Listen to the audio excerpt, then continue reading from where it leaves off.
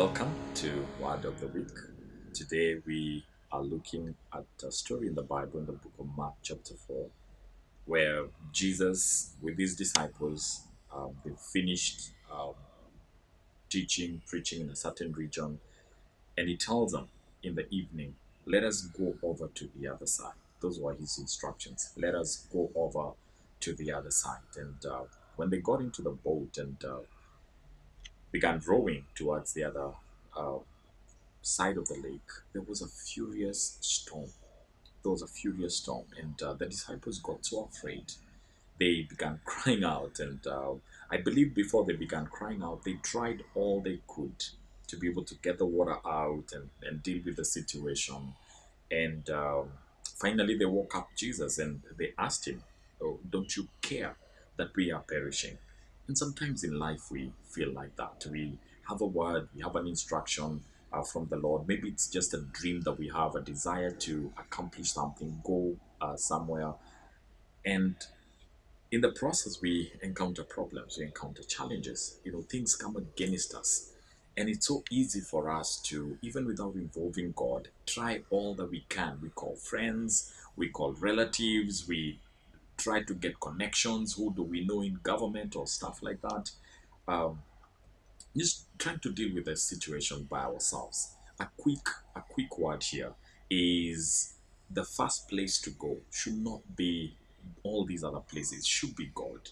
The one who laid that dream in your heart, the one who spoke that idea, the one who gave you that vision, the one who led you in that direction. Because I believe in God and I believe that God is a part and parcel of our lives. It's only that sometimes we ignore Him.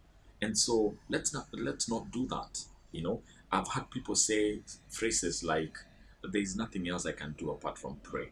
No, it should be the first thing you do. It should be the first thing you do. And when you do it fast, you can be sure it shall be well. When they woke up Jesus, he calmed the storms. Now, another interesting thing in this story is that when they got to the other side, there was a man that had been possessed by demons, and they encountered him. Jesus delivered this man, set him free, and then a few things happened in the village, and they got back to the other side. Meaning, the reason why they were facing the storm and why it was so furious is because of what they were supposed to go and accomplish on the other side.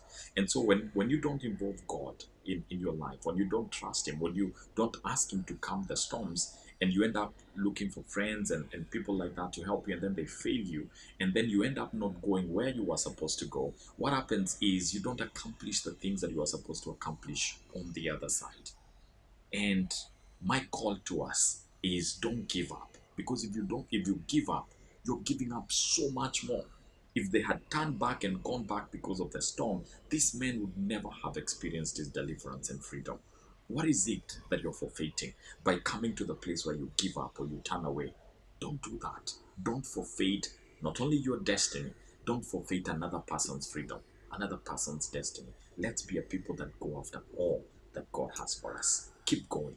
Do not turn back. Jesus said, let us go to the other side. And you and I have got to keep going. And so this week, let's go. Let's go in faith. Let's trust God. Let's seek Him. And let's go where He wants us to go. May the Lord bless you. Let me pray for you. Heavenly Father, it's my prayer that you will help us to go where you've called us to go. We will not forfeit it, we will not turn away, we will not turn back, we will seek after you, and we'll go with you into the fullness of your calling for us. I pray that, Lord, there will be victory, not just for us, but for many other people as we go with you. In Jesus' name, amen. God bless you. Let the king of my heart be the